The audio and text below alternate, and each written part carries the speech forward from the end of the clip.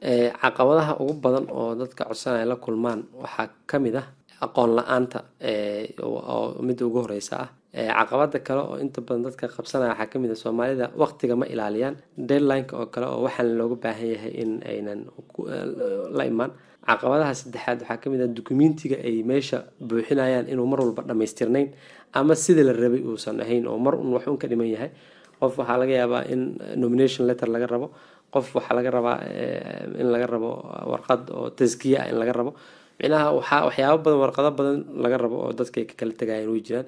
Waxaa kaloo jiro maxaa la dhahaa in warqadaha qaar aynan maxaa la dhahaa team bracenayn oo wasaaradaha oo kale qofka waxaa la rabaa scholarship ku codsanayo shahaadada uu haysto in wasaaradda arrimaha dibadda oo wadankaas uu joogo in ay ka tiimbaraysan tahay markaad wadan kale aad rabto inaad codsato. Taas waxay ku tusinaysaa in shahaadadaada wadankaas aad kasoo baratay inay valid ka tahay. Marka caqabadaha kale oo Soomaalida inta badan la kulmaan waxaa ka mid ah jaamacadaha Soomaalida lagu barto oo inta badan aan la aqoonsanayn caalamka wadamada qaar way aqoonsan yihiin iyadoo even jaamacadahan laftigooda ay kala fiican yihiin oo qaar badan oo kamid ah ay dadaaleen ay xiriiro fiican caalamka la sameeyeen qaar kalena aynan weli xiriiro la lahayn. Marka ardayga waxaa dhici karta jaamacadiisa in aynan xiriir fiican caalamka la lahayn.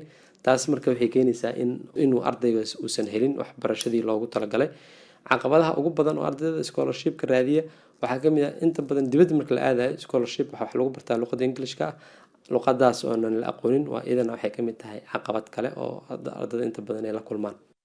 caqabadaha ay la kulmi karaan waxaa ka mid ah in wixii aynan gaarin oo qoladii soo gudbinaysay ee Soomaalida ahayd ay dhexda u galaan haddii dowlad tahay haddii qolo kale tahayba. waxaa kaloo caqabadaha ka mid ah in shuruudaha aysan wada buuxinin oo kale. waxaa caqabadaha ka mid ah maaragtay inayna fahamsanayn oo kale hawshii. waxaa caqabadaha ka mid ah in maaragtay xag dhaqaale oo kale aynan awoodi karin mathalan oo kale tikidhadii iyo waxyaabihii kale ee ku xeernaa in scholarship-kaas ay fududeeyaan.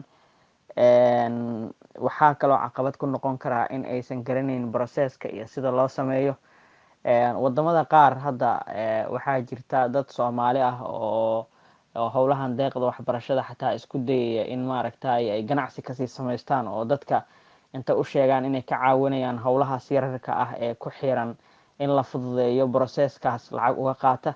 marka caqabado badan iyo dhibaatooyin badan baa iska jira oo wacyiga dadka si guud ahaan ula xiriira oo ka hor istaagaya ardayga in maaragtay uu waxbarashadaas helo. markii inahaas laga soo tago waxaa kaloo jirta deeqaha waxbarashada marka laga reebo kuwa si khaasa loogu talagalayo dadka Soomaalida intooda badan waa kuwa furan oo markaa tartan ama competition uu kala dhexeeya arday kale. marka taa iyadana waxay keenaysaa ardaygii maaragtay awoodda u leeyahay inay noqoto mid aad u sarreysa si deeqdaas uu helo. marka caqabado kuwaas iyo kuwa kale oo aanan halkan kusoo koobi karin ayaa jira oo maaragtay ardayda soo wajihi kara si ay u helaan deeqahaas.